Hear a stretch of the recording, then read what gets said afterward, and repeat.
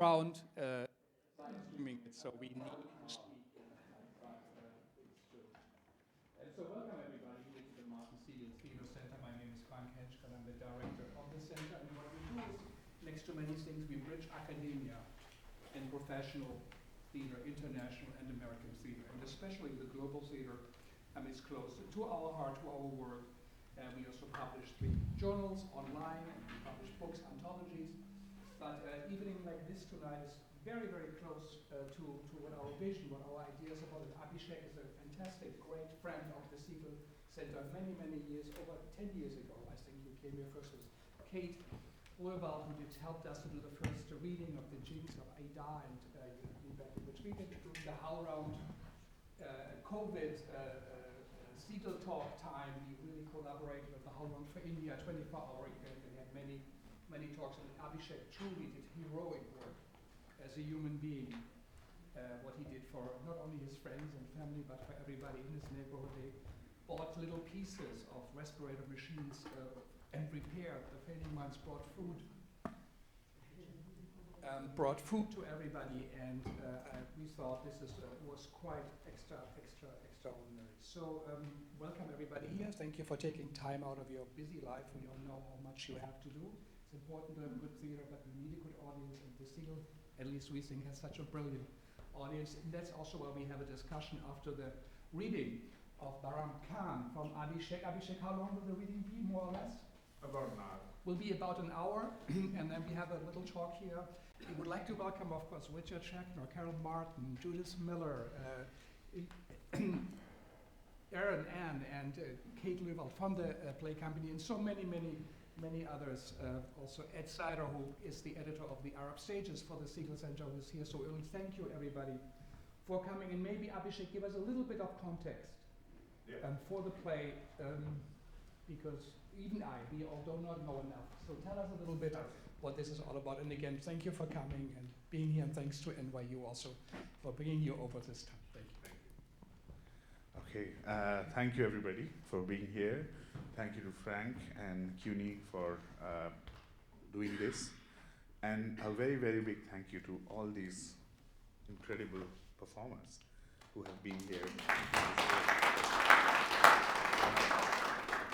I want to say a couple of things. The first thing is about this wonderful brunch. When we thought of doing this, when Frank and I were talking about it, one of our key goals was to do an evening where we would have a cast of Indian and Pakistani artists together, which is now a thing that you cannot do in India, and you cannot do in Pakistan, and you can't do in most places. So this is there are certain stories that we can't tell about ourselves without the other. It doesn't exist in isolation. So it's very, very important that we tell these stories together. This is one of those stories. So I'm very grateful to this entire cast for coming together in that context. And for David to be the honorary South Asian for this evening. So that's one very important part of the nature of this reading. Behram Khan is a play which is in progress. It's a work in progress. What you are going to hear today is the first act of the play. It's based on research that was done in Ypres in Belgium, where the Lahore Light Infantry fought during the First World War. It was an extraordinary moment because it's the first time that a British Indian platoon fought outside of India. It went abroad to fight. During this war, the German army, for the first time ever, used the word jihad in modern warfare.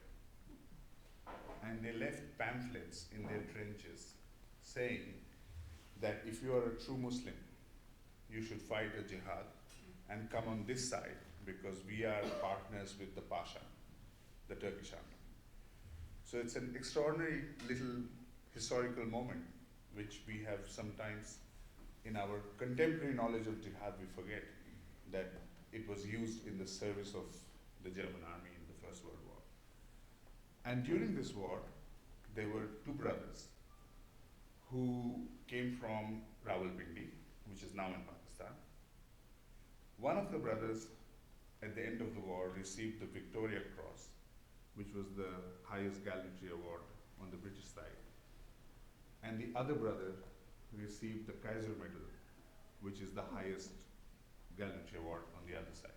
So these two brothers left home together to fight a war on foreign soil in somebody else's army, but eventually fought on two different sides.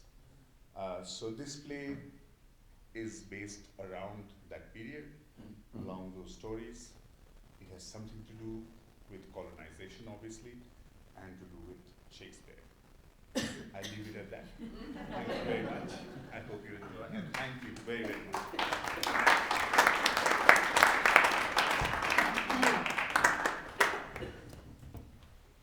So this is the first act of Behram Khan by Abhishek, and I am Fawzia Afzal-Khan. I will be narrating and also singing a little. The actors to my right are... I'm Ajay Bhullar, I'm playing Segal Khan. David Skeist, playing Major Finch. Fatima Maan, playing Sister Mariam. Aloke Tiwari, I'm playing Behram Khan. In the darkness, the sound of bullets. Very slowly, a soft white light seems to appear from above. The light spreads gradually as a man gets up from the trenches and stands, signaling his troops to stop the shooting. The sound of bullets becomes more arbitrary, as if the soldiers do not know if they should shoot or not. Gradually, a divine white light on stage. The man in soldier's fatigues stands looking up. Sound of the wind. A faint sound of a strain of Sufi music from a distance. The Sufi music tends to gradually come closer.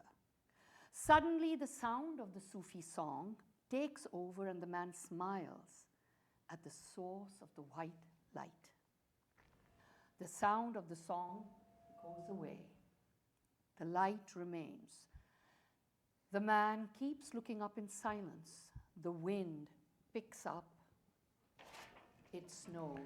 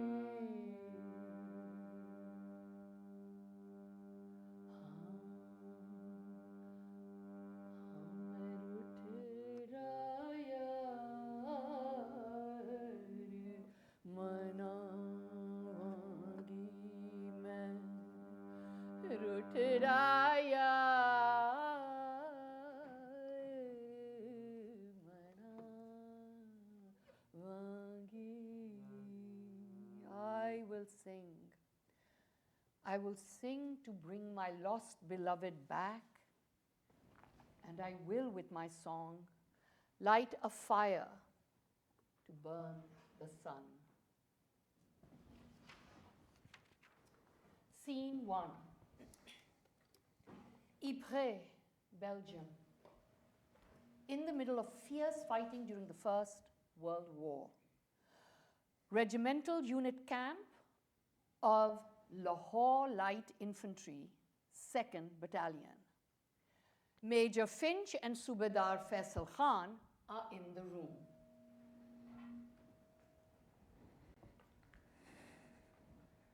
And then, what did you do?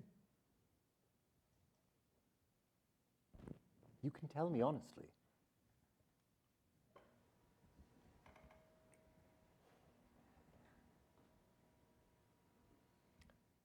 I understand your reservations.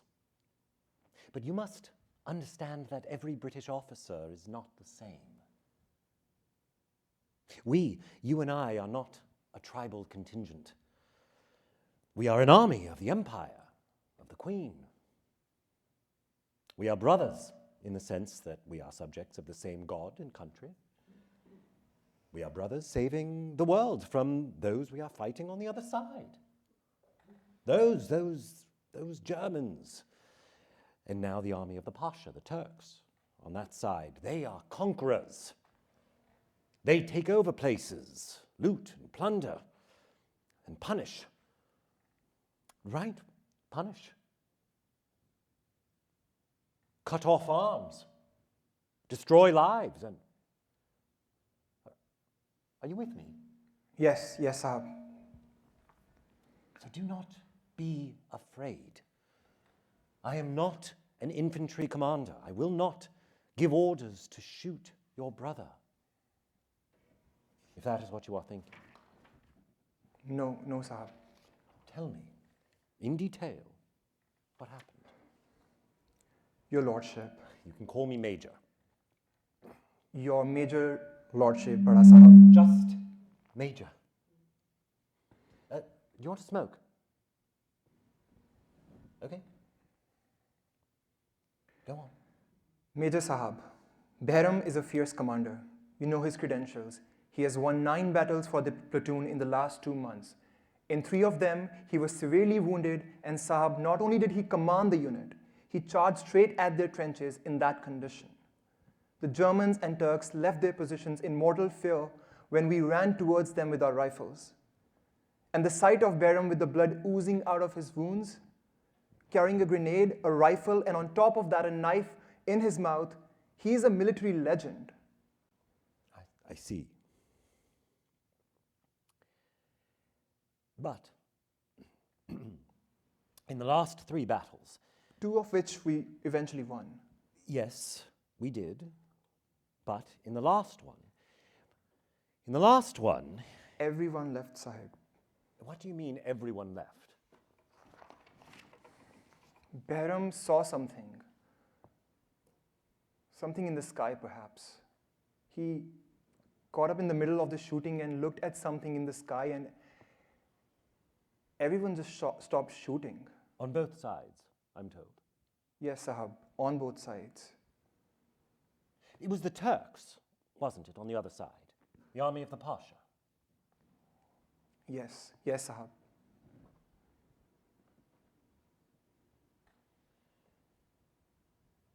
I'm told the Turks are attempting to lure Muslims on our side to fight on their behalf. Is that true? Jihad.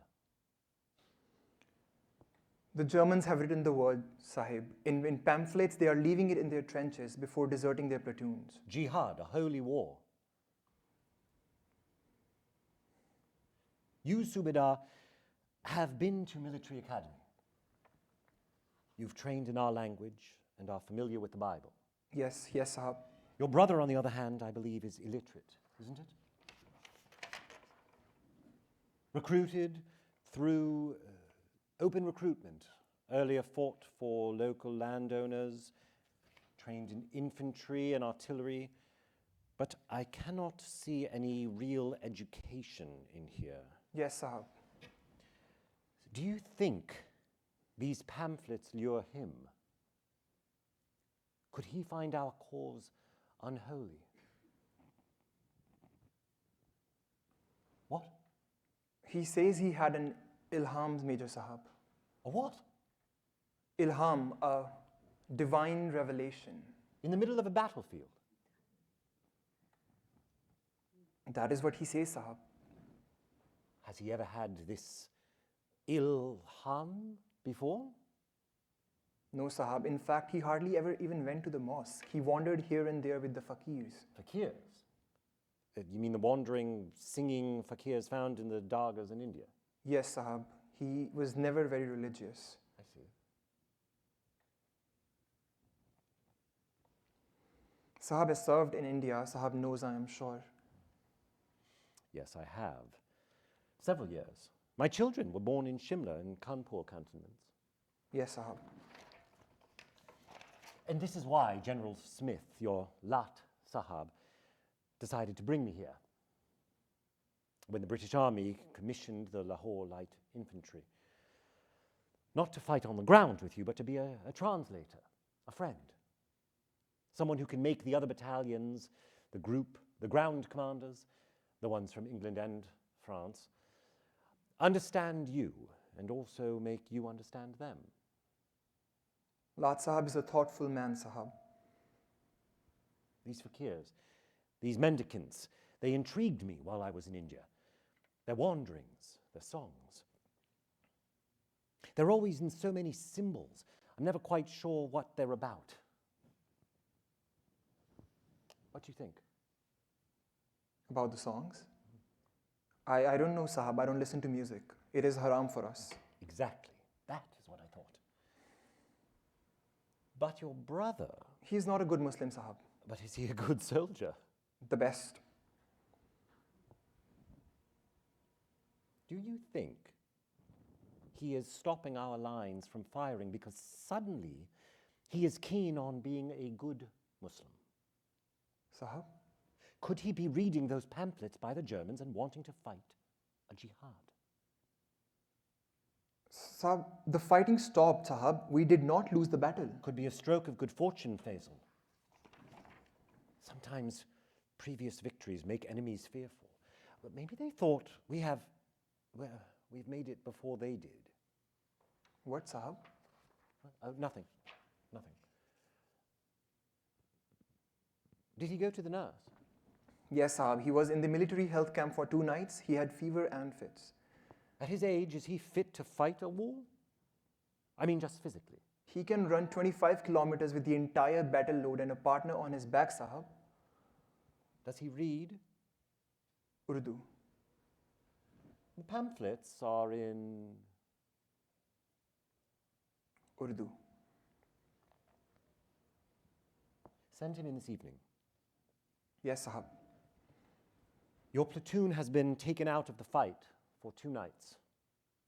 Tell your men, if Behram Khan is declared fit in these days, he will be asked to lead again. If not, you will lead them into war. Yes, Major Sahab. Have you read the pamphlets, Subedar Faisal? Yes, Major Sahab. What do you make of it? It's German propaganda, Sahab. You're a good soldier. Can I ask you something?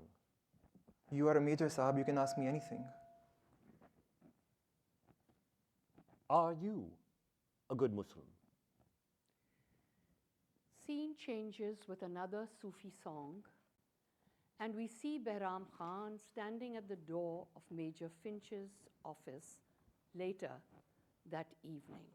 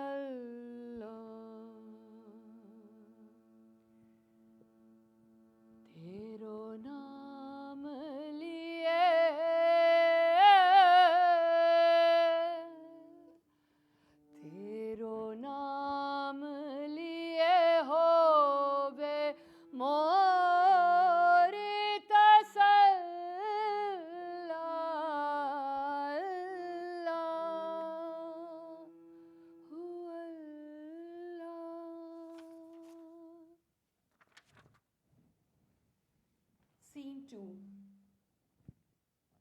It is late at night, extremely cold. Come in. Stand next to the fire.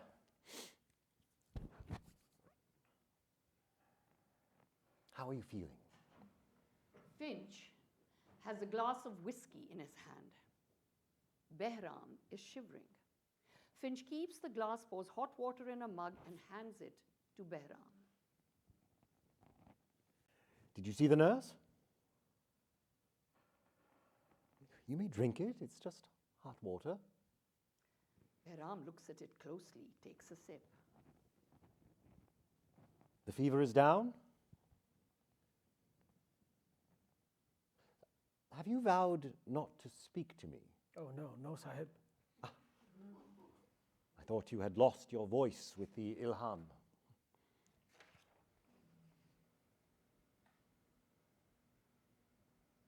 Ilham? Is that right? Have I said it correctly? What? Ilham, Sahib. Subedar Faisal said you have had an ilham. Me, Sahib. I am an ordinary soldier, Sahib. I cannot have an ilham. I see. Then who can? Someone who stands on the soil of knowing and not knowing at the same time. Someone uncertain, you mean? No, Sahib. Someone who can exist both in knowing that this is not me, this body, this soil, this land, this smell, this.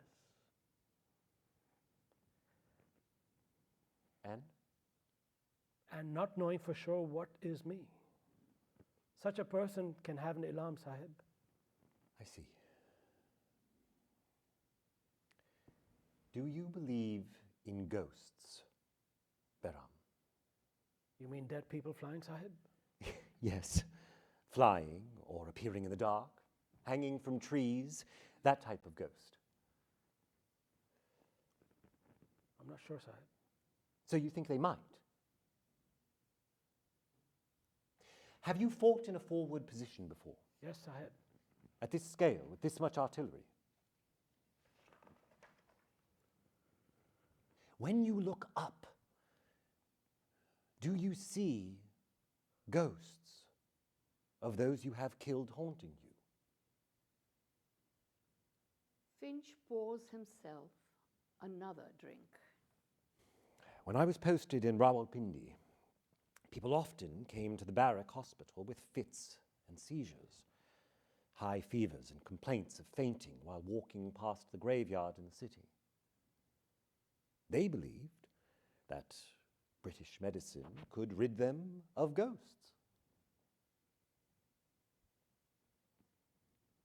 Do you want a medicine for ghosts? Should I ask Sister Mariam to give you an injection of the ghost-extinguishing medicine? There are no ghosts. Not of the kind you're describing, Sahib.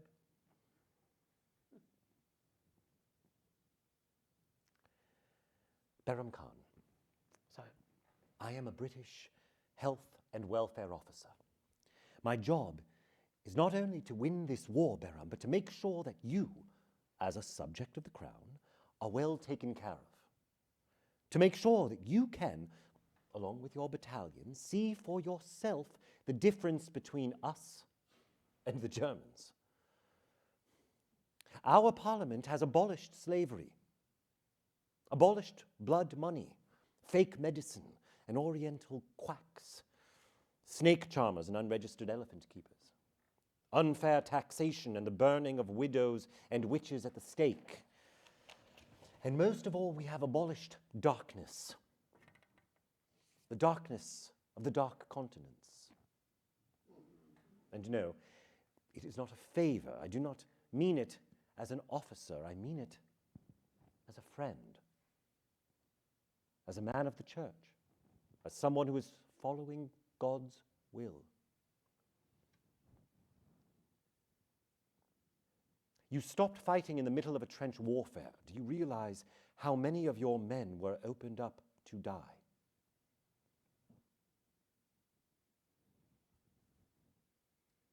These are difficult times. To hear guns and cannonballs all day and night, to see heads splattered, to occupy trenches and clean people's brains and eyes from the mud before settling into those forward positions. I can understand if you see ghosts, Behram. I can help you. But we have to be on the same side, for God and the King. Do you have a copy of the Quran with you? Here, keep it. I am a man of the church, but I understand you need your God to sleep well. Sahib, in the Battle of the Eastern Line, I ran into a trench and there were 2 German soldiers waiting for me in there. One of them was about to kill me with his bayonet when I stabbed him in the eye. When I turned back to face the other, he had wet his pants. He was on his knees, praying and holding up a cross. Was your God there for him or not that day? Did you kill him or not?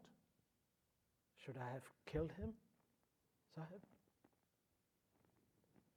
For your king, I should have killed him, but for your God, I should have let him live. What should I have done? What did you do? What should I have done, Sahib? In a war, being with the king is being with God. Then I did the right thing. You shot him. No, Sahib. I was about to let him go, but he pulled out his knife in time to stab me from behind. I sensed him changing hand positions. I broke his head with a rock lying nearby, then smashed it into the mud. The soldiers who were watching us from the second trench ran for their lives. Not a single bullet was fired then on. Finch checks his gun in the holster. You are practically a one-man army. Sahib, You are. I did what you wanted me to do, Sahib, for God and King. Why did you kill him so brutally? We were out of bullets, Sahib. Lat Sahib is saving bullets for the white British soldiers who will follow us. I too have to save my brothers somehow, Sahib. Yes, of course. Are you haunted, Behram Khan, by your own savage killing? Savage? What is savage, Sahib? One who takes pleasure in killing others. One who kills not to survive, but for pleasure. One who is not civilized. I was in my village, Sahib, with my mother, with my brother. I was growing corn in winters and wheat in summers. I was drafted into a war that you are fighting close to your house with people who worship your God and carry your book. I'm killing everyone so that your troops can come into a battlefield cleared by us and suffer fewer losses. How am I savage, Sahib?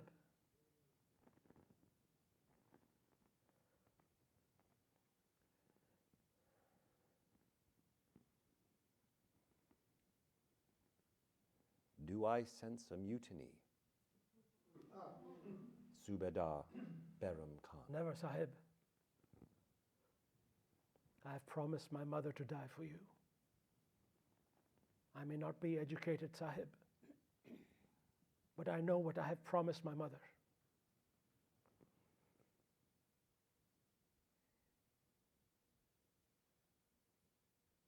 You will report to the nurse. She will give you some medicines.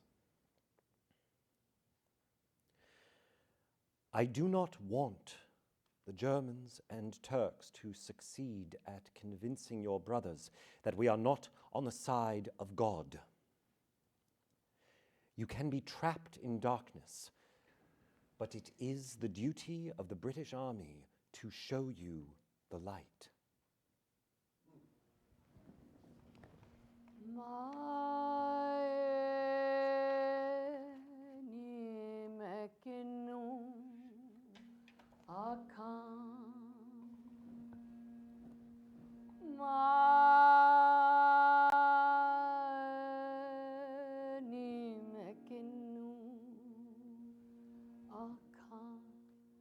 दर्द विछोड़े दा हाल नी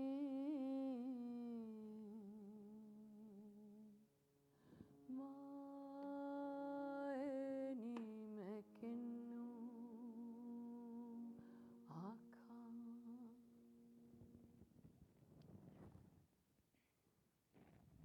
Scene 3. Early next morning, a strain of a Sufi song is heard. Oh, mother mine, to whom shall I tell the tale of my wounded body and soul? The sun rises over a battlefield. Behram Khan is sitting in a trench with a corpse. Behram Khan shuts his eyes and weeps, holding that corpse. Then he walks out of the trench, holding a severed head. He buries it as the fakir continues to sing the song. Scene 4. The medical center in the barracks. Sister Mariam walks out of an inner room.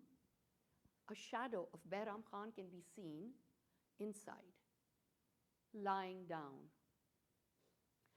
Faisal Khan is standing. He avoids looking at Mariam directly if he can. Sister Mariam is sorting out medicines and injections throughout this scene. How is he, Mariam? Subedar, I am sorry. Sister Mariam, how is he? we will have to keep him here today. Dr. Saab will come next week. Why? Because he comes to the Indian barracks only once a week.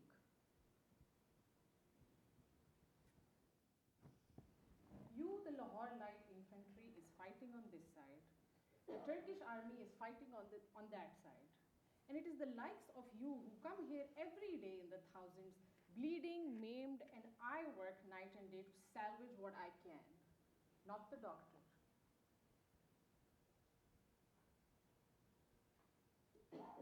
When the first thousands of casualties have died, when the bullets have been used, when the dispensable have died, then the Germans and the British will step in.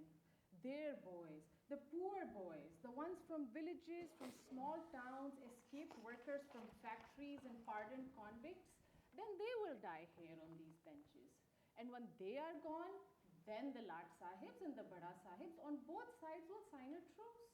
They will come here to mourn the deaths and fall ill due to exhaustion and change of weather. And then our medicine boxes will be brimming. At least then, if I'm still here, we will not have to reuse medicines and share stocks of blood. He's my brother.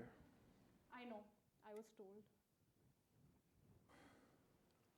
I woke up and looked for him all over the barracks, then ran towards the forward position. And there in the cold, in the snow, he was weeping, burying them. Then? The enemy, those we had killed, those who attempted to kill us, he was weeping and burying them. Our men, I feel particularly sorry for them. Move. He moves aside. She opens another box, takes out some basic medicine from it, and looks at it closely. Why? Because I need to check the stocks. Why do you feel sorry for us? You meet the white man to be a man, and then he treats you the way you treat your women. At least we were trained since childhood to obey you.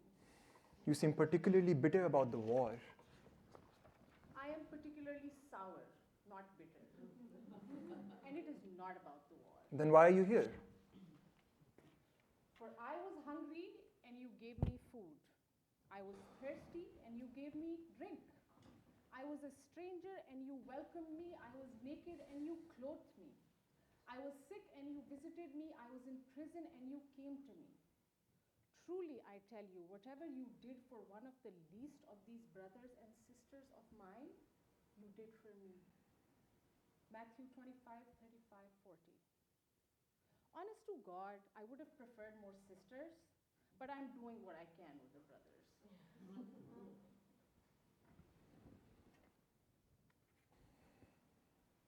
Is he the platoon commander? Yes. How long has it been since he has been behaving out of order? A few weeks. Was it after a battle? Yes, I think so. Major Saab thinks that it is something psychological. Have you been smelling something odd lately out there in the front? No. Think about it. Can you stop behaving like a doctor and just tell me how my brother is doing?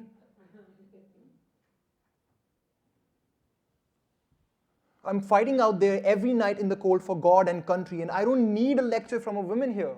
Come next week and ask the doctor then. I have the right to know. Right. New word in the vocabulary of our men. Now, I hear that in your community, one girl becomes a nun, one a nurse, and one you know what? I hear that in your community, one son becomes a fakir, one becomes a soldier, and all the several others in the house become animals deeply aware that they could not become anything. Just tell me how my brother is. No? Come next week. I'll report you to Major Sahab. He has 1 nurse and 17 subadars. And he's British. We go into a big battle for the ridge in 2 days. We need him to lead. Every night you are all trying to get closer to that ridge. I can tell you one thing. Now I have to work on war intelligence received from a woman. Okay, please don't take it. Ask about your brother from the doctor and ignore what I was about to say about the battle. If you were in my village right now, You would have killed me. That is, if I had not been killed by my mother just after I was born. Mariam removes the curtain between them after Behram Khan sits up. There is a long silence between the brothers. I understand why.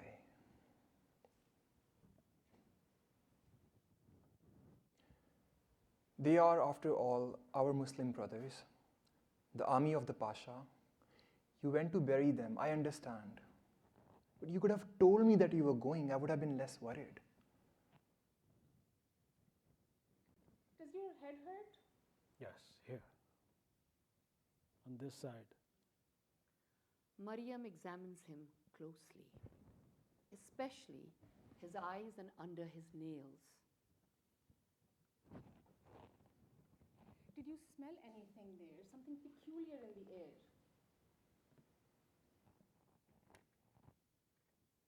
There is a stalemate. Our positions are immobile. Soon we will have to ascend to the ridge. If we get there, they will have to retreat by at least 10 kilometers. They will do everything in their power to defend the advantage they have in terms of the height. And on the ridge are the original Kaiser soldiers, not the Turks. We won't carry the sin of killing our own brothers. The platoon needs you to fight, Behram. The platoon wants to win this battle or win the war. If he goes out there anytime soon, he will not survive in this condition. I have made up my mind. I will tell Major Sahib. I will not fight anymore. But these are the Germans, not the... They have not invaded our land. We have not invaded theirs.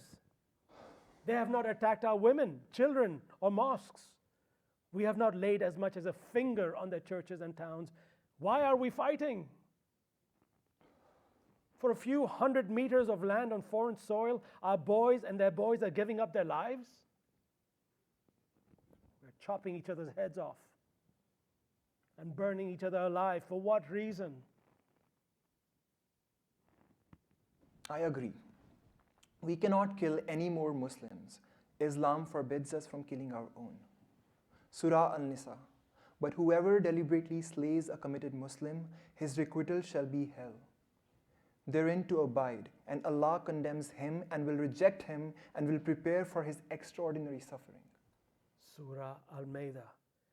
That is why we ordain for the children of Israel that whoever takes a life, unless as a punishment for murder or mischief in the land, it will be as if they killed all of humanity.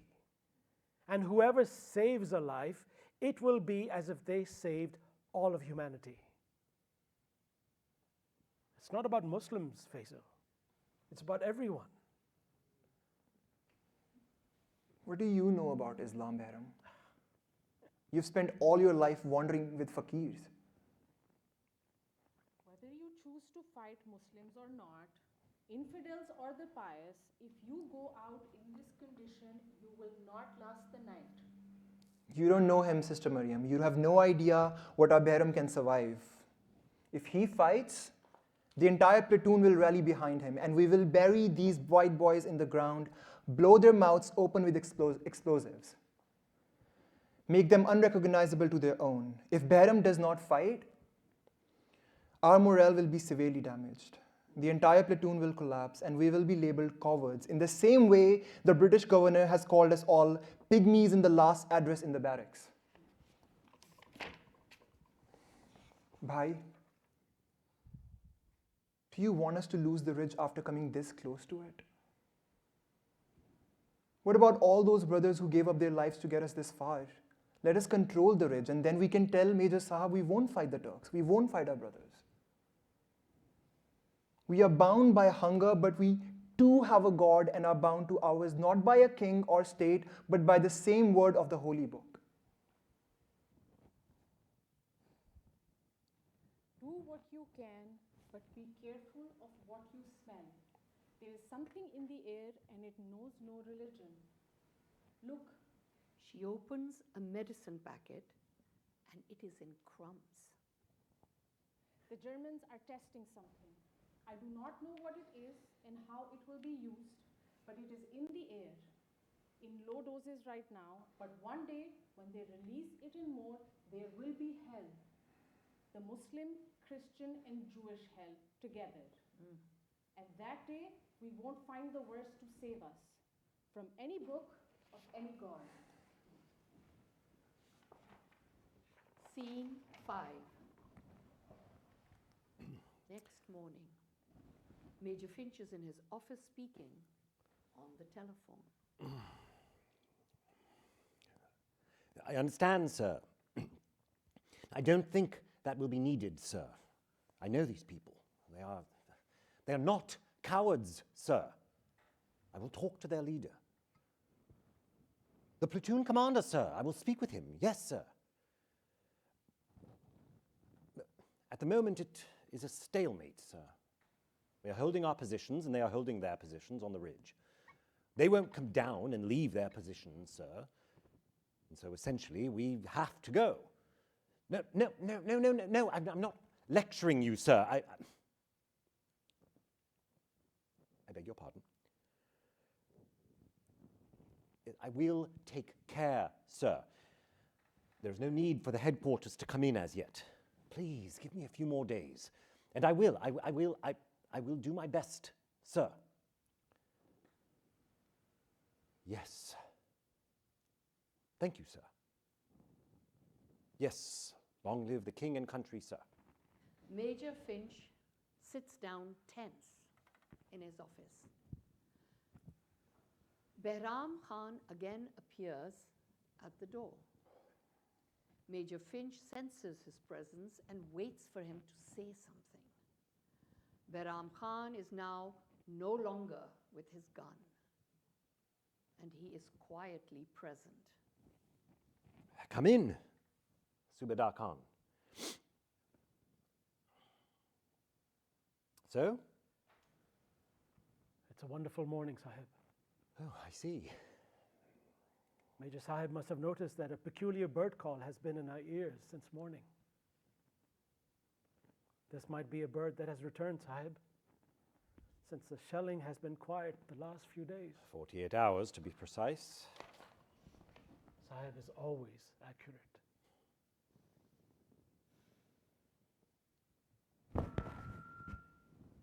You do realize, Behram, that the return of the bird, though beautiful, suggests that there is no progress in the war. Your platoon needs to be assured that you will fight. I understand you are unwell, but if you chose to return your gun, it is one thing that the military will punish you, but worse, all of them, your brothers, your platoon, will sense a total defeat.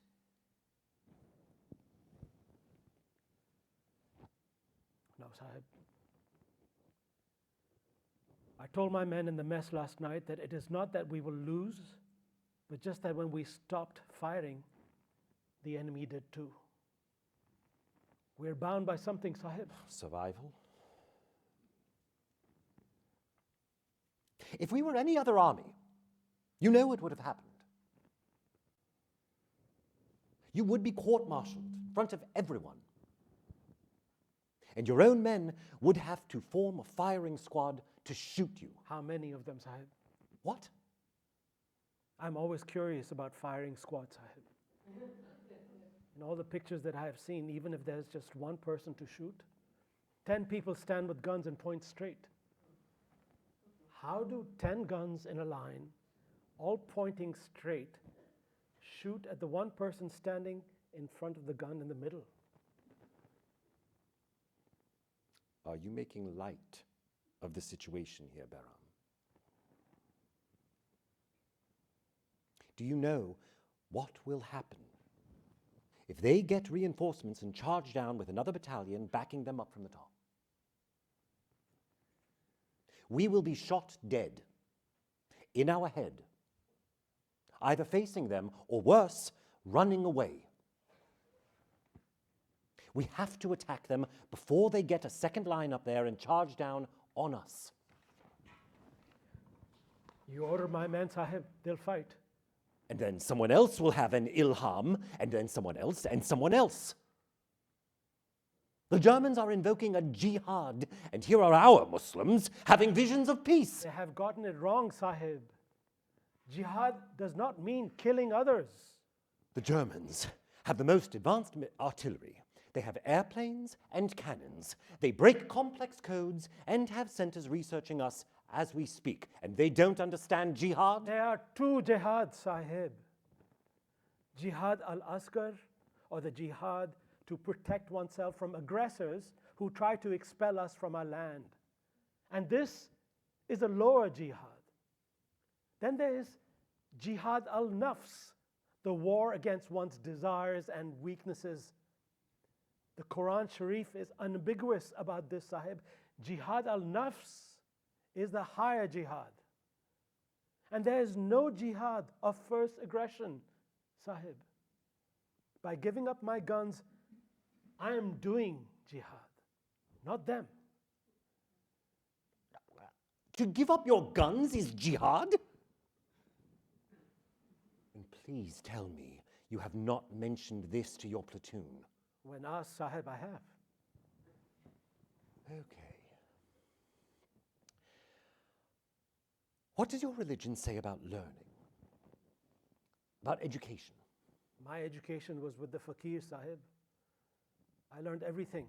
The verses, the fiqh, the hadiths, the surah, the seasons, the relationships and science through singing, through wandering. Ilmo bas kariyo yar. Ilmo bas kariyo yar. Ek alif, teri darkar. There is no knowledge that can be gained if we do not have the knowledge of the one. A Khalif. One word. I see. You know, Behram, that I have served in India for several years. Served, governed, and attempted to understand your books, your culture, your ways of being. What if I told you that in your own religion, your wandering education would be considered invalid? That your ilham is not based on anything in your faith, but is, in fact, a result of your fear, tiredness, and irresponsible behavior. Surah Al-Alaq. Read, in the name of your Lord who created man from a clinging substance. Read. And your Lord is the most generous, who taught by the pen, taught man that which he knew not. In your own religion, Behram, knowledge and reading are paramount. Sahib is making the same mistake that my father makes, Sahib. Oh, and that is? Sahib thinks that Allah has given instructions, whereas the fakirs will tell Sahib that Allah has composed symbols. The word exists in poetry. You have a handful of nights at the most, Behram, to either die in the hands of a firing squad or for you to tell your troops to prepare for battle. If the headquarters order your end, I won't be able to do anything. Sahib is the master. I can be killed, Sahib, any day you want, but I won't pick up my gun again. But you are Sahib. a brave soldier, a subject of the empire who has risked himself so many times for the crown. And you are in shock because your view of the world comes from fakirs and beggars, but not great poets and statesmen. Even the Quran that you quote is something that you have learnt through wandering and not in a proper mosque with a proper teacher. You said the word of God is in poetry. Yes, Sahib, the world is a symbol of something else. My ustad used to tell me. We are an alphabet in the long poem composed by Allah. I did not understand his words then, but being in the middle of war, with life and death so close to each other, I think I have understood some of what he said. Now, I do not understand why I should fight someone who has done nothing to me.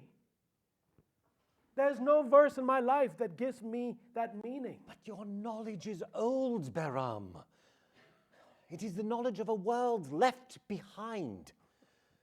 It has value in your village, in your home, perhaps even in understanding something about what is good or bad within the mountain ranges that bound your people. But the world has expanded, Behram. It has travelers and conquerors and sailors, and you are now an ambassador of the new world, someone who leads his people to new frontiers. You cannot live or die, and you absolutely cannot lead with the lessons of poor wanderers. The empire is not looking at men like you as slaves. You are the new masters of a new world. The empire wants you to be a part of the future.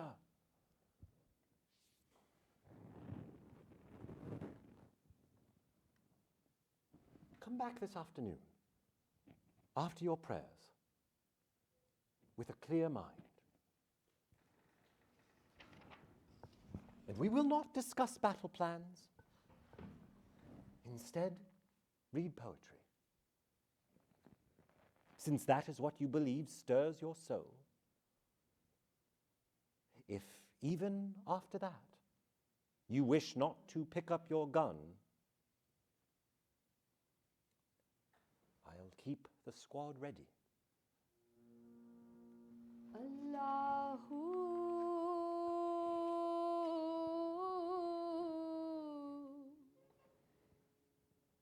आखे पेंदे लमियाए रामा इश्क दियां दर्द जिगर ते सख्त सजावां इश्क दियां Allahu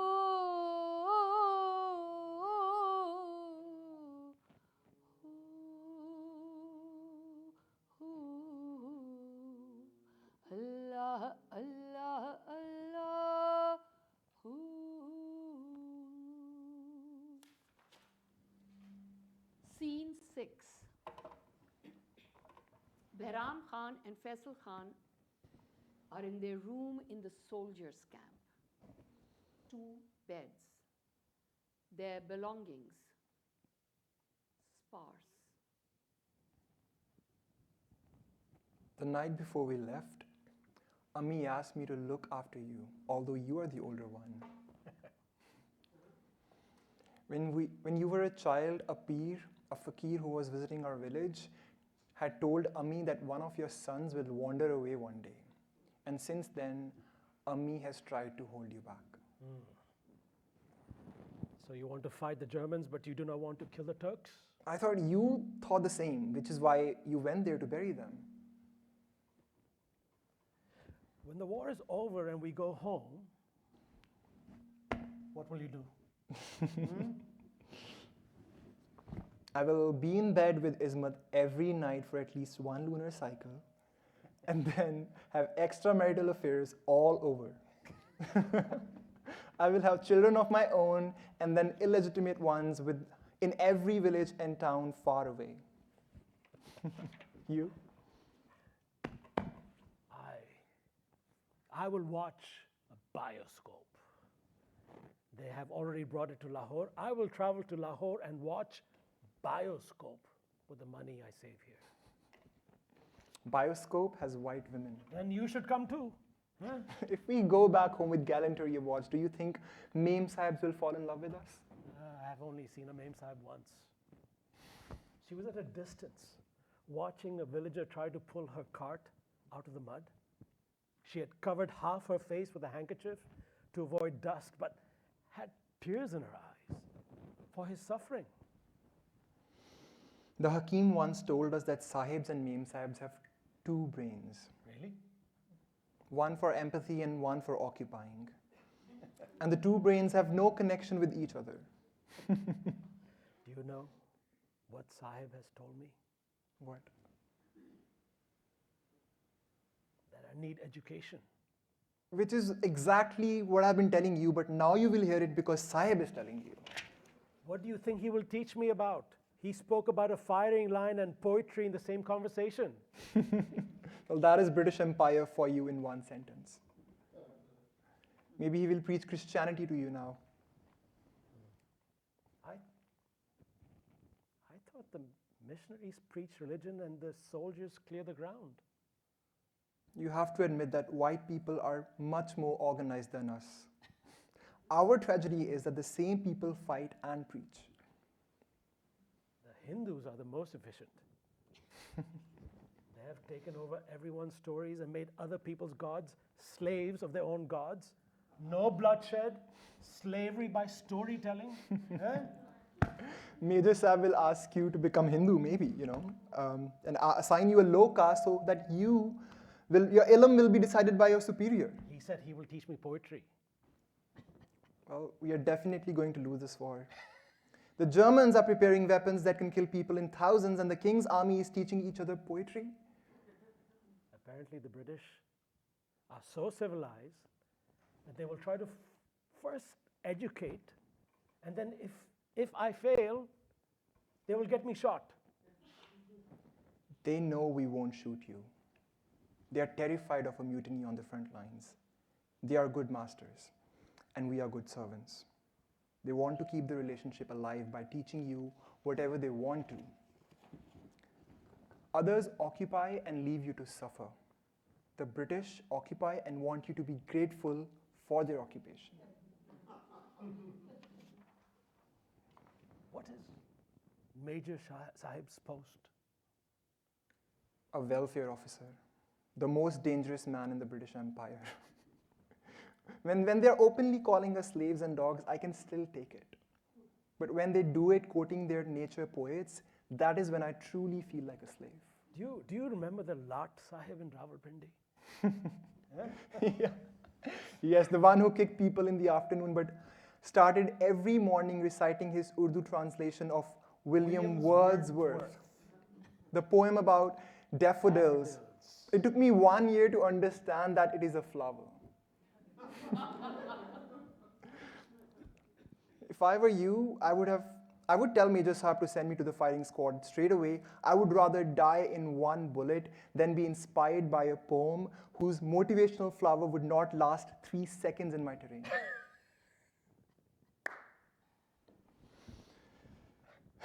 If you lead the platoon,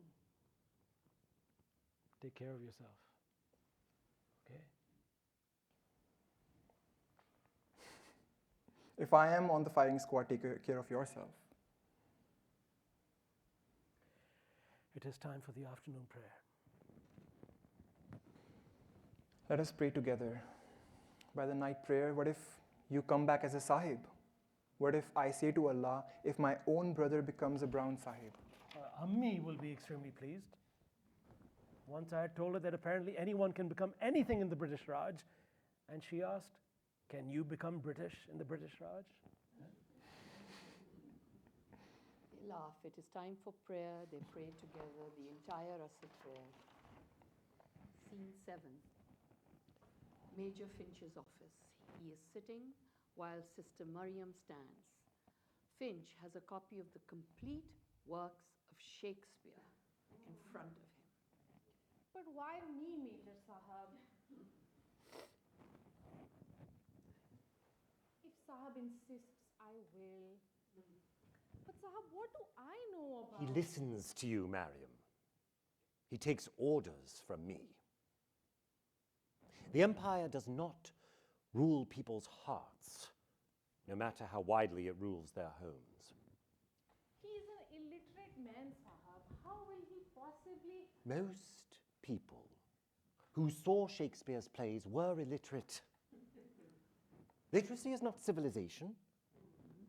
Behram is a man stuck in the needles of time, neither being able to free himself from the entanglement nor use the metal to pierce through the limitations of his own entrapment. He thinks like a slave, even when he was fighting on the sides of the masters. And don't think, Mariam, that I don't see the contradictions of my job. I am aware that I am born in an empire that has decimated the entire earth. I am aware that my riches arise of nutmeg from Java, pepper from India, tea from China, that the only thing that I have is modernity. If it were not for modernity, what does England have? A rugged island with foul weather. But modernity, can we ignore it? This war is between two ideas of modernity. The Kaiser using modernity to annihilate, and us using modernity to civilize. There is no choice for anyone anymore to live in history. The only choice is, which side of modernity do you want to be on? Finch hands her the book. She looks at it. The greatest war play, ostensibly. Nationalism, patriotism. If this doesn't stoke in him feelings of loyalty, if this does not make his blood boil against the enemy, and if this does not make him fight on the right side of history, I'm afraid nothing will. Henry the... Subedar Behram Khan, reporting, sir. Come in, Subedar.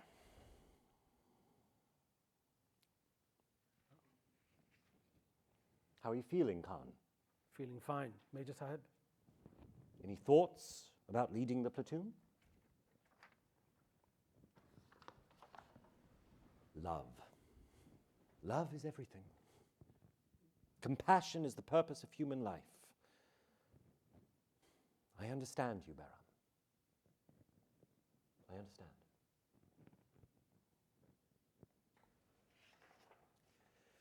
You said, Subedar Khan, that your ilham, your realization, is through poetry, through the songs of the fakirs, that the world is a symbol. Yes. Yes, Sahib. Well, this is the real poetry then, of the highest order, which has the symbols of your fakirs, but ideas that lead men to change the course of history, not to wander. I ask you, I request you, Khan, not as a master, but as a friend, not as an officer, but as a fellow soldier, to give me 2 days of your life. Truly. Genuinely read with us the jewel of British civilization. If even after this you do not want to fight on this side, I will let you go.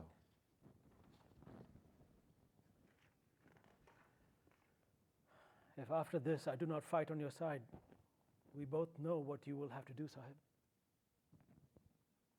Those orders will come from headquarters.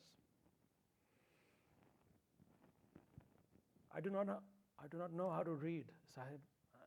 But if you want to read and ask me to repeat, Sahib, I will. You are my master, Sahib. I will do anything you say, except kill. Sister Mariam will read. Henry, one of Shakespeare's greatest characters. A young man, carefree, living his life like any young person would, becomes king when his father dies suddenly. Almost immediately, he has to go on war with the King of France. He's thrust into history, into action. This speech, an act of great poetry, the young king makes for his soldiers about to face the mighty French army, less in number, but not in strength. And he has to make them understand the importance of a righteous fight and tell them how to do it, just the way you have to before the assault on the ridge.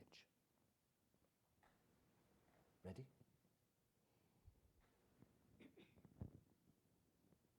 Sister.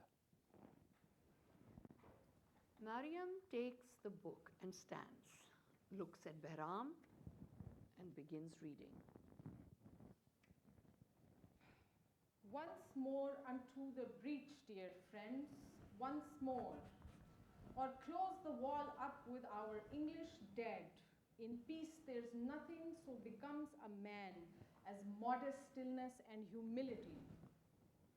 But when the blast of war blows in our ears, then imitate the action of the tiger.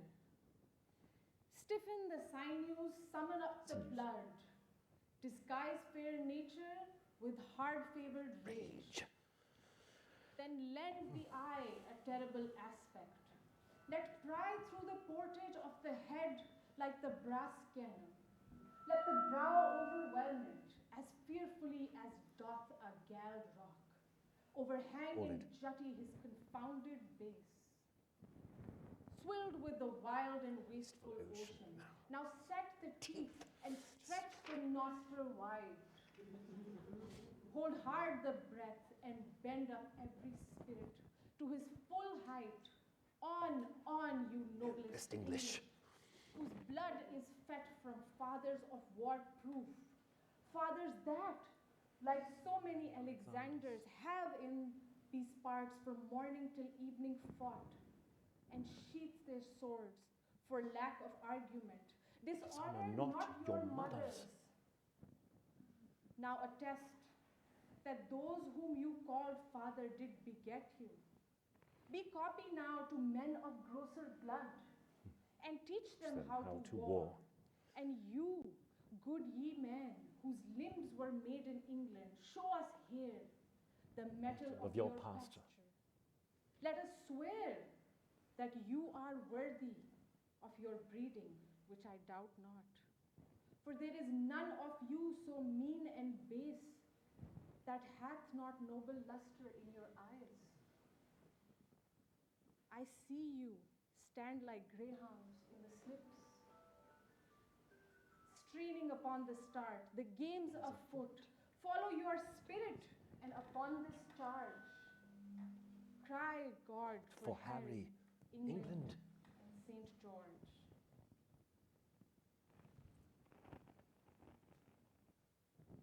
Thank you, Sister Mariam. Behram? Sahib, What do you think? Do you want to say the words after Sister Mariam? Okay, Sister Mariam, will you please read again? And this time Behram Khan will repeat after you. Yes, yes, Major Sahab. Once more unto the breach, dear friends, once more. once more unto the breach, dear friends, once more. Or close the wall up with our English dead. Or close the wall up with our English dead. In peace, there is nothing so becomes a man as modest stillness and humility. In peace, there's nothing so becomes a man as modest stillness and humility. But when the blast of war blows in our ears, But when the blast of war blows in our ears, then imitate the action of the tiger. then imitate the action of the tiger. Stiffen the sinews, summon up the blood. Stiffen the sinews, summon up the blood. Disguise fair nature with hard-favored rage. Disguise fair nature with hard-favored rage.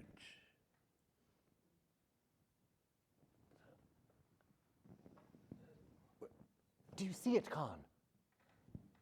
Do you see how the words themselves, the ability to transform ideas and needs into poetry can transform us? This is what we have for you. Not the railways, the post, the courts, or the justice. The power of the British Empire is this: giving humans the words to make their own destiny. This is modernity. This is Shakespeare. This is England. Khan. Sahib, may I say something? Yes, of course. What do you think? What do you feel while reading it? I think, Sahib, it is written by someone who has never seen a tiger.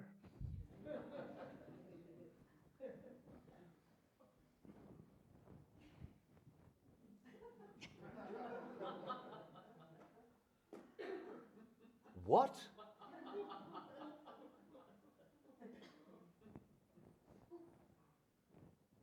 Pardon me, Sahib, but when the blast of war blows in our ears, then imitate the action of the tiger. Stiffen the sinews, summon up the blood. Disguise fair nature with hard-favored rage. Disguise fair nature with hard-favored rage. Then lend the eye a terrible aspect. Then lend the eye a terrible aspect. Let pry through the portage of the head. Let pry through the portage of the head. Like the brass cannon, let the brow overwhelm it. Like the brass cannon, let the brow overwhelm it. As fearfully as doth a gal rock. As fearfully as doth a gallant rock. Galled. Galled rock. Overhang and jutty his confounded base. Overhang and jutty his confounded base. Swilled with the wild and wasteful ocean. Swilled with the wild and wasteful ocean. Now set the teeth and stretch the nostril wide. Now set the teeth and stretch the nostril wide. Hold hard the breath and bend up every spirit. Hold hard the breath and bend up every spirit. A tiger, Sahib, never looks ferocious before it attacks. It looks terrified, Sahib, if it is about to attack a human. It looks trapped. It does not disguise its fair nature with hard-favored rage. It has the fair nature of an animal, Sahib, a wanderer in the forest who lives from meal to meal, and only when threatened or hungry does it attack, Sahib. And its eyes do not stare out of its sockets. If anything, its eyes look everything. Its eyes look everywhere and at the prey at once. It has the vision of the eternal, to see everything and one thing at once. It does not flare its nostrils, and Allah forbid, it never, Sahib, never holds its breath hard and does not summon courage. The tiger, Sahib, fights because it is a tiger. Modernity is about metaphors, Khan. He is not literally invoking a tiger. He is invoking a ferocious tiger inside his people. Yes, Sahib. You do not agree? Sister Mariam, do you agree with me or with Khan? Is the tiger literal or a metaphor? A metaphor, Sahib. The tiger is merely an image, but a powerful one, to fight for a world that is not dependent on destiny. The nostril flaring, the eyes popping out, is to invoke in us, the reader, the fierceness, not to literally see a tiger. Yes, Sahib. Modernity is to dream something, to create an image of it, to defy destiny and its limitations by sharing that dream with other men. And then, when the dream and the word create action, we have the new world. Travels far and wide, wealth, power, glory, and the word of God. That is the side you are on, Behram. This is what Shakespeare is telling you.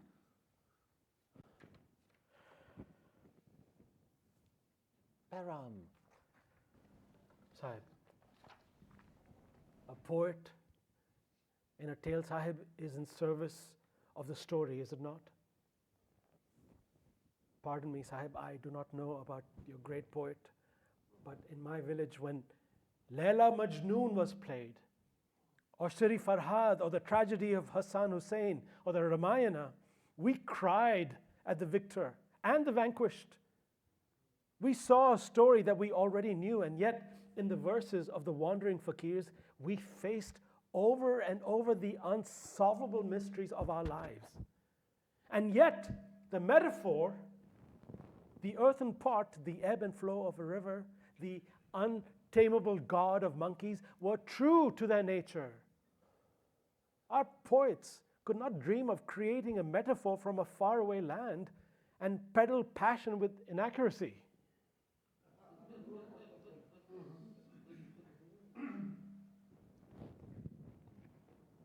If you say it aloud,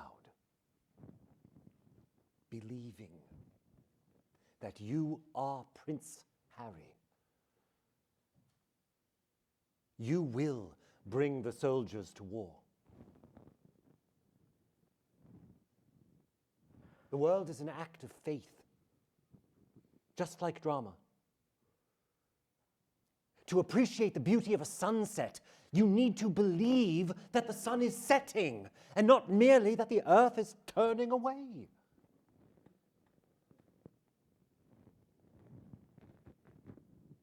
I need to believe in something to make meaning of what I'm about to say about that belief, Sahib.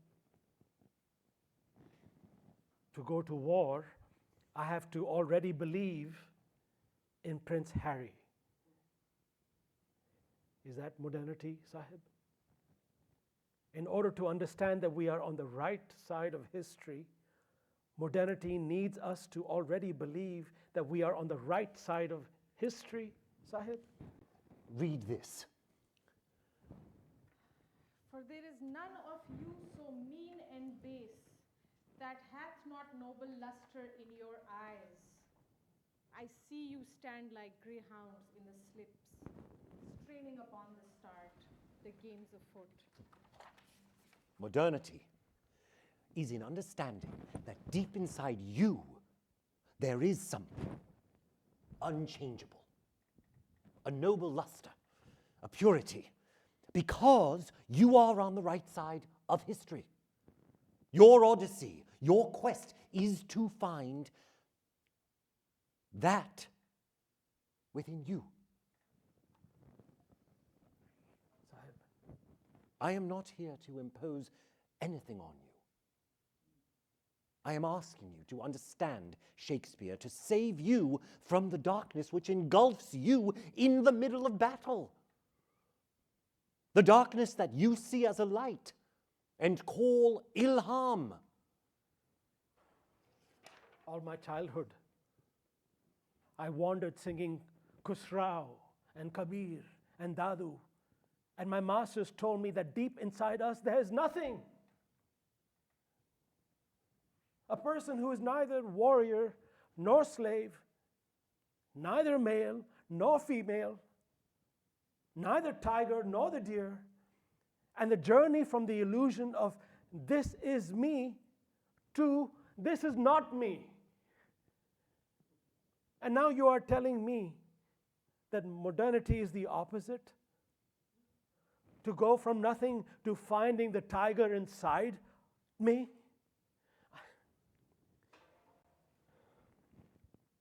I am an ordinary man, Sahib, trapped between two poets. Perhaps this is why I have my ilham during a battle, because only then, only in the midst of action do I escape from the tyranny of words. Behram sits down on the floor.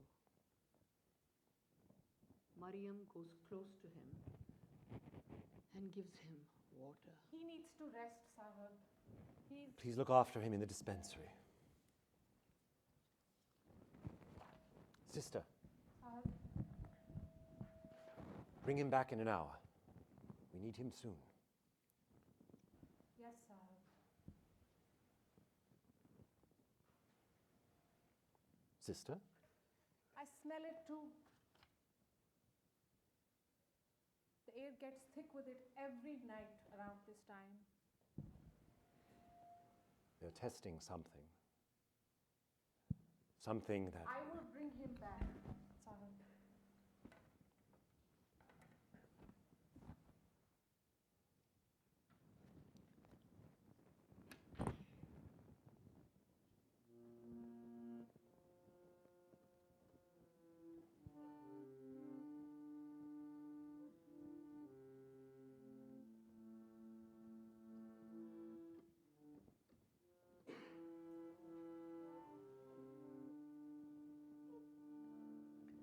Parande goft chebui che aftobi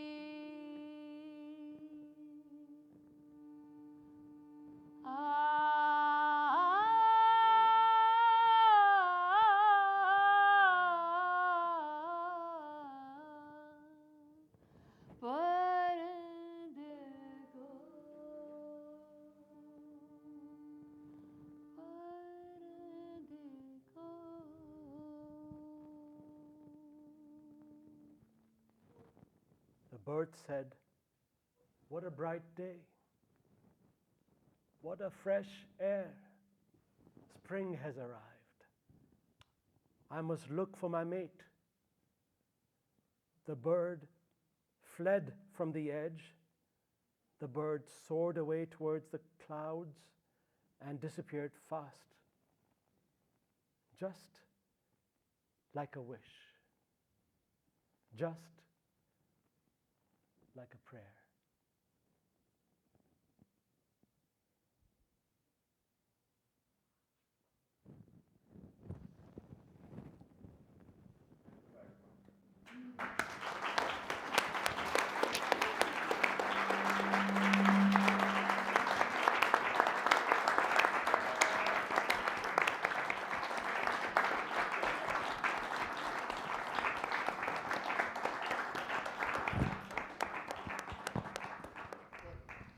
Okay, we're going to transition fast into the discussion.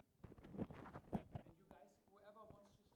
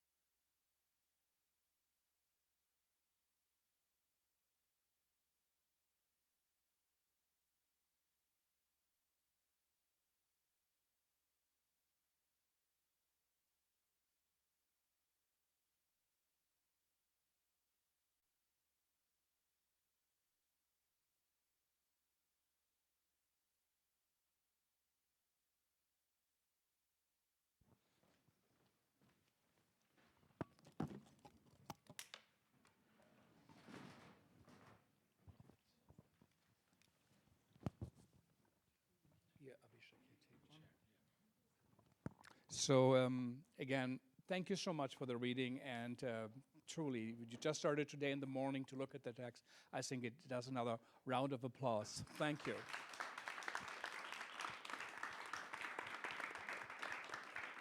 All right, Joe, let's put a little bit of audience lights up so we are all visible and can see each other. And thank you all, of course, for being here, being with us, and creating this evening, because only if we have an audience, we do have theater. Even so, we only need 2 people to have one in whatever room we are in. Abhishek, tell us a little bit about the play now you've heard it. It needs work. No, I'm very happy to hear it. I mean, I've never heard this play before. I've only heard some scenes in Urdu. I haven't heard it in English. And I have definitely not heard it in this structure. So I'm really grateful to all of you for doing it. There's so much to write about also in the history of India, of the revolutionary wars, the wars against the British in India itself. How come you chose this? Can we have some light, Rachel, of the audience in the room? There's the theater lights. Thank you. I actually, I was tormented by Shakespeare in my school, just the way many people were, I think. And it was one of those wonderful things where growing up I thought somebody in some country is very comfortable with Shakespeare. And then as I traveled, I realized that everybody thought some other person was very comfortable, like it was this thing that was passing around. But here's the thing, I read this essay once which spoke about these 2 armies during the Boer War. There was a siege, and both armies in the siege, the white army was in the center and the black army had surrounded them. And it was like a 45-day siege or something. And the white army was reading Merchant of Venice to keep themselves going. And the black army was reading Tempest to stay in, and they were obviously referring to Caliban and all of these. And I thought this is fascinating, because in a text you can find, and in good text, like great text like Shakespeare, you can find whatever you're looking for. So I was very fascinated by it, but I also thought I always understood it more when it was not in English. The first time I understood Shakespeare was when I saw it in Assamese. And I don't speak much Assamese. I know Bengali, which is similar to Assamese, but I could get it. So there's something about how that language translates to different languages and how it plays. I think I was interested in that. And, like many plays, what happens is you're interested in this, and then you're interested in that, and then finally you say, how can I do a play where all these things go together? So I think a few of those things are in this play. The interest in the First World War and soldiers and colonization and Shakespeare. I think that's why this was interesting to me. Mm-hmm. Of course, Shakespeare, in a way, is part of the colonial project of Great Britain. I think acting students in America still have to learn to speak with a British accent, to, a monologue in order to be accepted in an acting school, which would be in Germany, France, Belgium. It was unthinkable. We only know Shakespeare by translation mostly, so it's easier also for us, at least in Germany, to understand this idea of war and poetry, which I think is quite an Indian tradition. What do you think this play, what do you imagine it could do to audiences? And maybe also, as you pointed out, we have Pakistani actors, Indian actors. What is your vision for the play? Where it will be? What will it evoke? I mean, I should ask the audience what my vision for the play is to get to Act 2. Like really, that's sort of what I'm trying to do, is to see what happens next. But the thing is, this world is so rich, this First World War, and I've been with it for almost 6 years now. I'm just really having a very good time trying to figure out these little stories and what happened in the war. But I'm very curious to know from the audience that what did it do for you?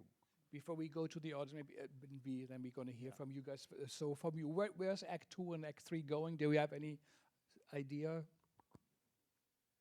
Not as yet. I mean, I have scenes, but I haven't. I have What a are lot the of scenes. scenes? Some of them are like there are scenes where the Fatima's character, Mariam, she comes back with other texts. So she has read. She knows how to read Shakespeare. So she comes back with Tempest, and so by the end of this play, what happens is that she starts to bring in the text instead of like him giving the text.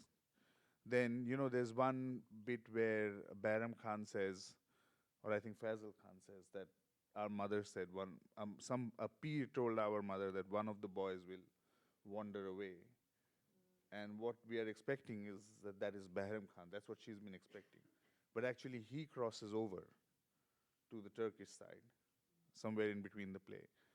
So it has both these things going on, and then the thing they're referring to is this gas which was tested, and a lot of people were killed with that gas, which later on in the Second World War was improvised to become the gas which was used during the Holocaust in the so that gas was actually tested in this war. So we go to that incident of the gas being released. So all those events of who brings Shakespeare, what happens to that gas, and this boy moving to the other side. I have some scenes of all those, but they don't go together. I have to figure out how to do it. How to do it. We have. Let's come to you. You also teach theater. You just did a great play, I think, with Shahid Nadeem on Pakistan. How do you see this work in the context of your work? Well, Frank, I mean, when I first read this act, I told Abhishek that it's amazing. We're sort of thinking about World War I. I mean, my play also, which I've co-written with Shahid Nadeem, who has also done work here, is very much about the aftermath of World War I, which has just ended, and it's also set in India. And so for me, that is very, very interesting, that there is something about the current moment, right, that in a way is maybe forcing is not the right term, but it's asking us to really think about the histories that have led up to the current moment.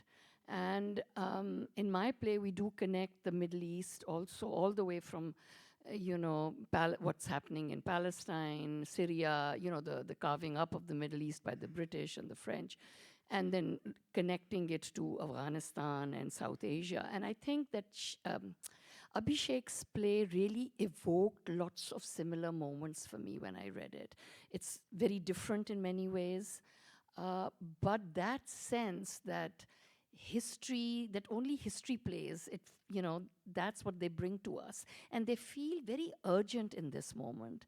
And so for that, I'm really grateful. I mean, I think it's deeply philosophical, and it asks us to think about, yes, the role that culture, in this case poetry and literature, can play in a world that's gone mad with war, right?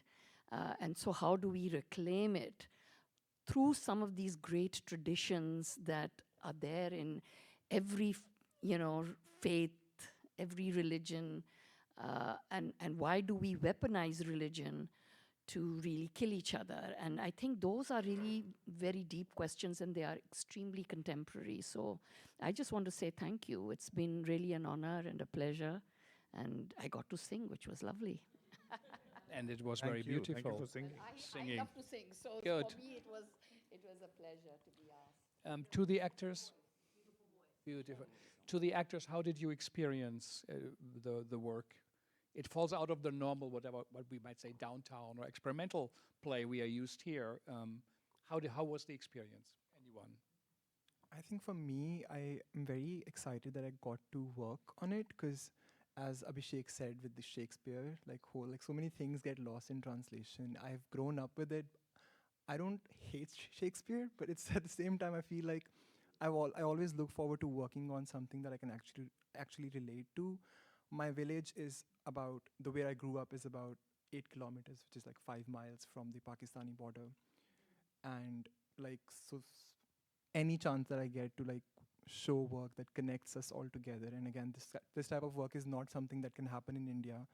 It's, or Pakistan for that matter, but like to find a safe space and be able to communicate and, you know, just like bring this play into existence. I think it's something that really just fulfills my heart. Yeah.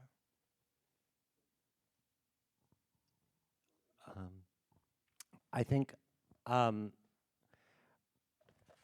it's. I love what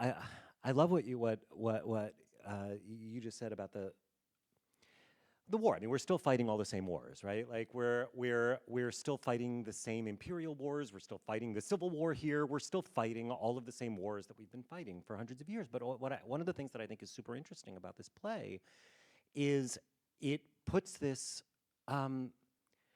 this kind of microscopic view on the individual choices inside of. So like, yes, it is so much larger than us. These historical trends, these things that we're involved in are so much larger than us, and yet, and still, we are individuals living subject to these historical waves, and we are constantly, at every moment, making individual choices, and those choices are often incredibly decisive, even if they feel even if we feel minuscule inside of these things. And so I also think it's profound in a way that this play is about these two particular people who make these two extraordinarily different choices.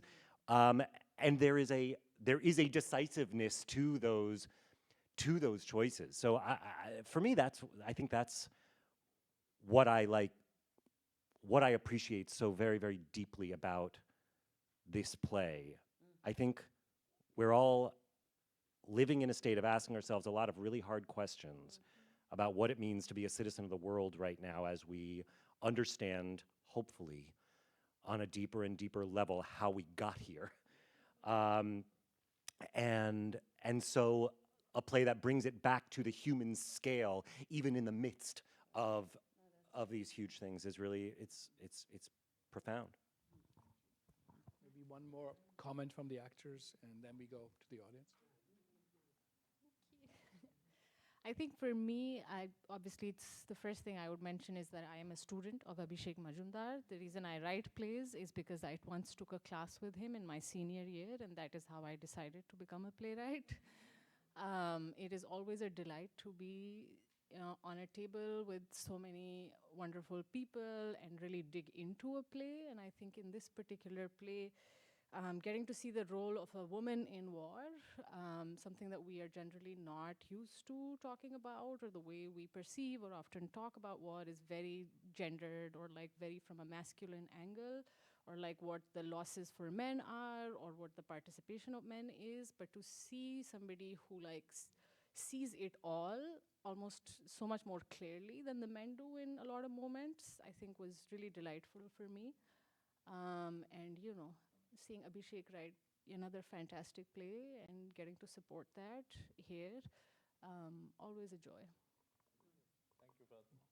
Yeah, truly, the play is a message, or messages from the culture wars in some way we are in, and it's not just about what is a metaphor and what it is all about. So it's very open and undecided. I like that.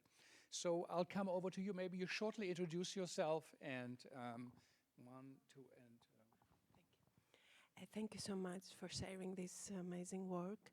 I just thought that obviously modernity is a notion that is omnipresent in the text and the way we experience it as an audience. Don't you think that there could be a way to break it down, and so that it actually becomes a metaphor rather than deconstruct it a bit, because it seems very intellectualized? I don't know what is the audience that you would like to address the text to, and I guess it has to be more a popular audience as well. Whether you think it could be, you could allude to that without literary phrasing it always as a word, as a concept.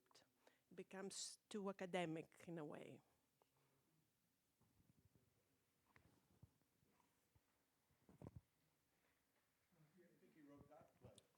You're going to answer?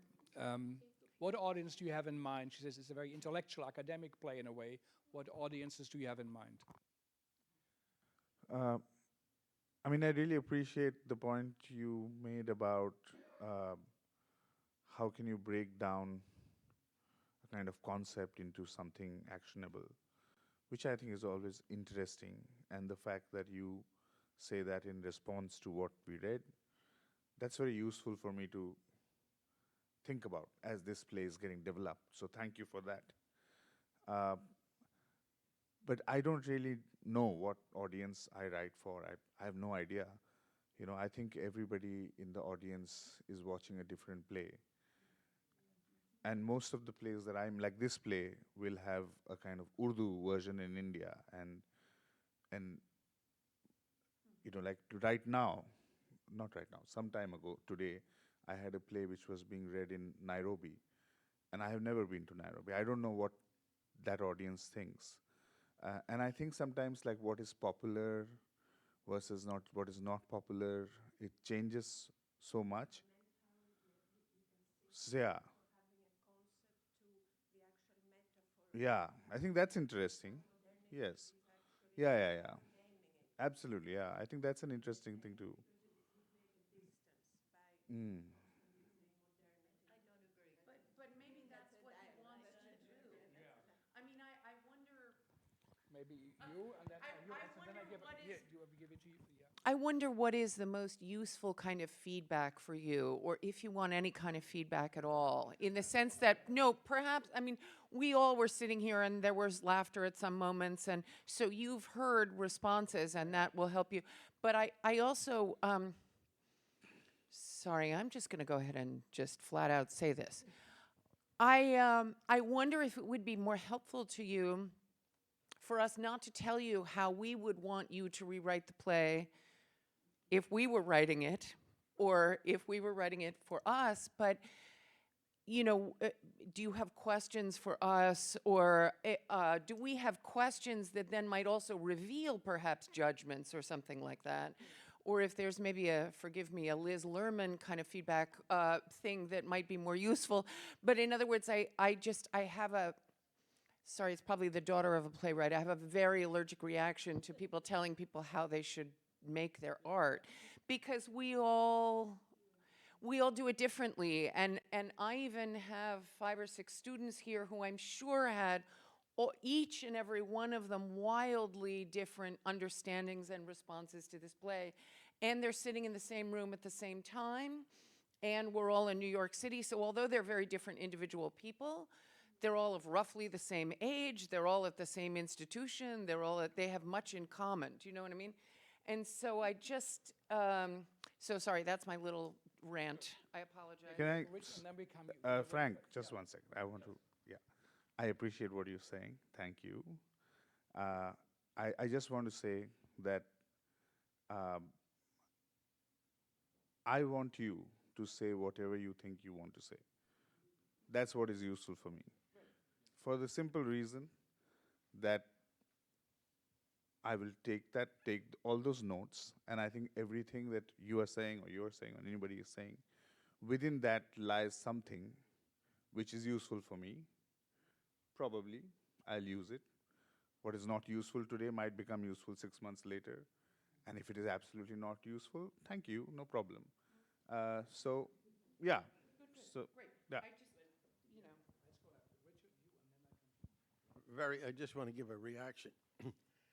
I thought this was a Socratic dialogue rather than a dramatic play. It was interesting that way. I would think that staging wouldn't add anything to it, because in fact, it may detract, because what I heard was, again, a dialogue, a Socratic dialogue about clashing ideas. I didn't see the usual kind of, quote, drama. The key word was Shakespeare never saw a tiger. This play is not about tigers. In other words, so that's what I have to say. It's a Socratic dialogue. I'm not sure it needs a second act. I thought it was really interesting where it came and left it. We don't know if he's going to desert or be shot or what have you, because the ideas are out there. So that's just for what it's worth. That's what I heard and saw. Yeah, hi. I couldn't help it but thinking about Shahnameh, because Behram is actually a famous figure, a famous hero from Shahnameh, which is the Book of Kings in Iran. And he was quite revolutionary. So speaking of metaphor, there is the whole poem ends with the fact that Behram, who used to hunt for zebras, finally, because the word zebra has two different meanings in Persian, means a grave. So it says that Behram, who used to catch or hunt zebra, finally zebra got him in, meaning that he got killed.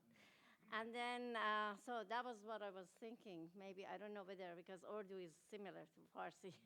And then I was pleased that at the end, it ended with the poem that I had translated, and Fawzia was one of my actors in it. So it actually, we did it right here at the CUNY Grad Center, the yes, play. Yes. What, 20, It was 30 by years the ago. Iranian woman poet called Farukh Farrokhzad. That's how, the bird. I'm glad you were here today. That's nice. So first I just want to say, I mean, there's so many things that I love about this play. So first off, thank you and congratulations to all of you. And the thing that I found most dramatic about it is alongside the debates, the ideas, we have this shifting appreciation of the characters. So, you know, the major rubs us the wrong way from the outset, but we trust at a certain level that, you know, Shakespeare did in fact invent our humanity and that he's the source of our modernity, and we've heard these ideas. And as he articulates them, these ideas become increasingly untenable. And so there's that moment when, I mean, it's just absolutely hilarious when he says, it was written by a man who's never seen a tiger. And suddenly it just, you know, we have such a different understanding of the character in that moment. So if I were going back and if I were your dramaturg, if I had the privilege of being your dramaturg, I would want to go back and find more of the dramatic exchanges where our sense of the characters really starts to shift. It's also true, I mean, I could make the same comments about the other characters as well. That like I came in with one understanding of who they are, and I really enjoyed how I increasingly came to understand that my initial understanding of these characters was wrong. And I think that's where the drama resides. Having said that, the battle of ideas is fascinating, but what makes it engaging, what keeps me listening to the battle of ideas, is how my own sense of these characters is evolving over the course of the act. So, but great work.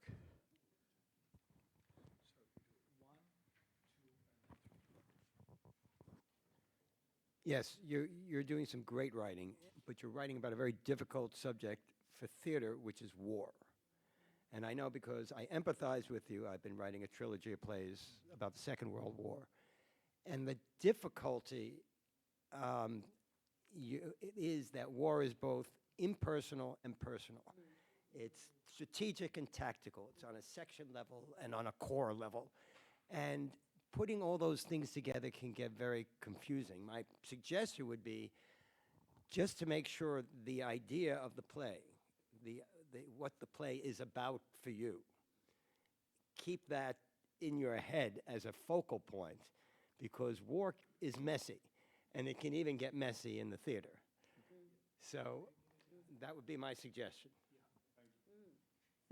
Thank you. For me, the play from the beginning until the point where the choice was, do I kill or am I killed by the firing squad? For me, that was an incredible play right up to that point.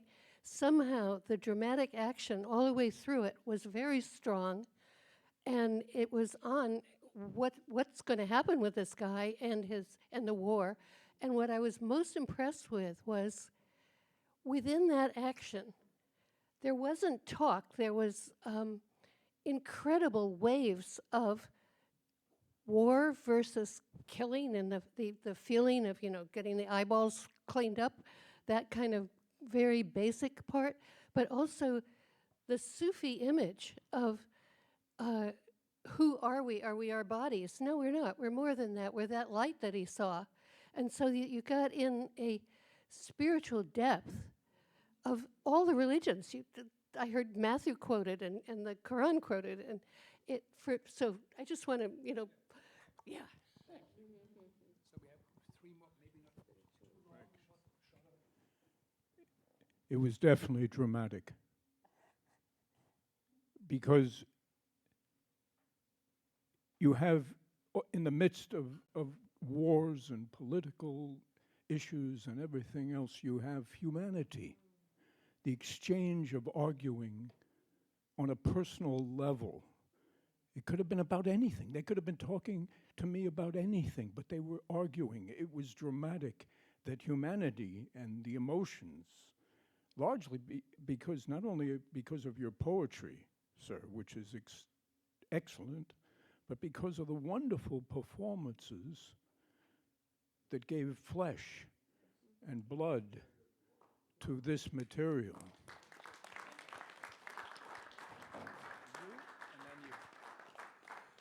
First of all, thank you, Abhishek, for inviting me here. We know we both actually speak the same vernacular, same Bengali. So I would actually use the word fata fati.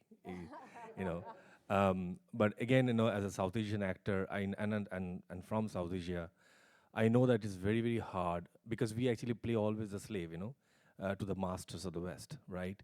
So I love the way actually you kind of portrayed, the South Asian mentality, their culture and our literature, in front of the magnanimous Shakespeare, right? So that was amazing. Your play also reminded me one play of Samuel Beckett, which is Gulliver's Choice. That was an amazing play. That was also a soldier who is talking about himself, right? But I wonder, in some of the acts that you will actually have or will write, would you write the backstory of Finch? Yeah, that's a great idea. We have just one more. We're over time, but will you want to answer? Are you going to write? I will try to write the backstory of Finch. I think it's a great idea. Yeah, I haven't thought of that, but yes. Okay, we have Thank been you. over time. It's almost 2 hours, but this is the last comment. This side, Frank, who've had their hands up since Oh. the beginning, just FYI. Okay, but we're also going to have a reception, and we all can talk. Okay, but we'll do. Thank you. Abhishek, first of all, congratulations. It is interesting. I just have few comments because last night I just saw Archduke, which is again about the beginning of World War, written by another South Asian. Your play about World War, and I've read Fawzia's play, which is after. So it's fascinating to be able to see one event that basically is kind of tied together by 3 South Asians. So congratulations. It was interesting to kind of see from war it went into philosophy, and parts of it kind of just gave me this feeling of Mahabharata, where Krishna is basically talking to Arjun, which is the whole idea of philosophy of the war, which was kind of an interesting that you kind of tie that with Shakespeare. One thing that I missed, this is something, just a suggestion, when you mentioned something about colonialism, that I kind of was basically kind of hoping for something to see that is the manipulation of the desperate, illiterate, and people who were kind of down and under, which is something that British did very well. And the very point that you made that today we cannot do this kind of performance either in India or Pakistan is basically a result of this colonialization. And I think that there is that manipulation that Finch was too good. I mean, everybody was good. And maybe there is some drama that, I think that I like the idea of Finch's backstory. That could be something interesting. Thank you. Are we coming here, both of you to shoulder, and then you have that. I have a couple of comments and then a question. Well, I'm from India. I went to JNU. I was a lawyer. Then I accidentally became an actor.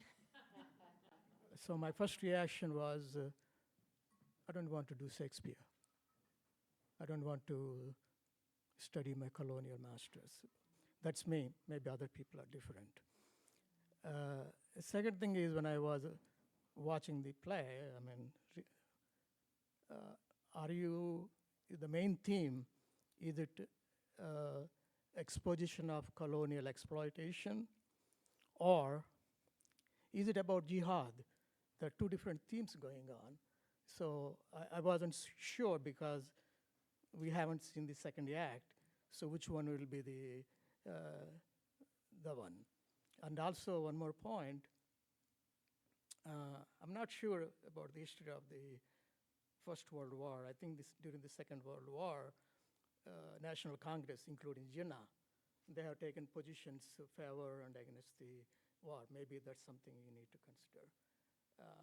It's short time, so maybe we go directly to you. Yeah, okay, thank you. Well, first of all, many good things have been said, and I second them. It's brilliant. The writing is outstanding, without doubt. I do have a comment, and because we don't know where it's going, the first act is about the portrayal of the Muslim. And the problem with the imagination of a Muslim in the past and in the present is that the tropes come into play, the good Muslim and the bad Muslim, the one who follows the folk Islam, the one who's more doctrinaire. And I think also this play of jihad, which I'm sure the propaganda was at work, but we must not forget that a lot of Muslim soldiers in both great wars from the Punjab especially were mercenaries.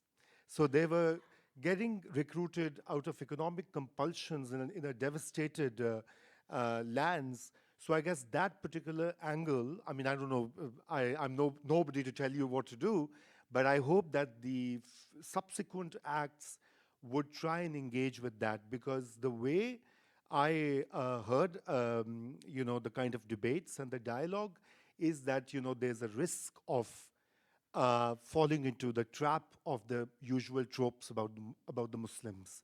And I think that's something that we ought to be avoiding as far as possible through art. I think we have to cut it off as well. We're going to have a reception after you can talk. So again, thank you very much. Abhishek, maybe a last word. You listened so carefully. Yeah. No, thank you. This was very helpful. I spend a lot of time teaching gullible people like Fatima playwriting and giving them notes. So I'm very happy when I receive notes. I feel like there's some kind of cosmic justice to hear notes. This is really helpful. A lot of the things that you said are things either I had not thought about, most of them, but also there are things that you have said which I might have thought and then looked away from. So I'm particularly known for plays that I have not written. So it's really good to get these notes to actually write this play. Thank you very, very much. It's very kind of you. Thank you, Frank, and everybody at CUNY. And of course, all these wonderful actors. Thank you. And at NYU, at Monday, you have an event? Yes. Monday evening at 6. Is it 6? Is it 5? 5, sorry. 5 p.m. Okay. At NYU, Washington's 19. It's about your Can books. somebody just tell them what it is? I will give it to a very close friend who will tell you where it is and what it is. It's at number 19 Washington Square North, and it will be an hour of discussion between Abhishek and Ruben Polendo, who's the new dean of Tisch, about your work, basically. Abhishek's new books. So thank you so much, and a big round of applause for everybody. Thank you.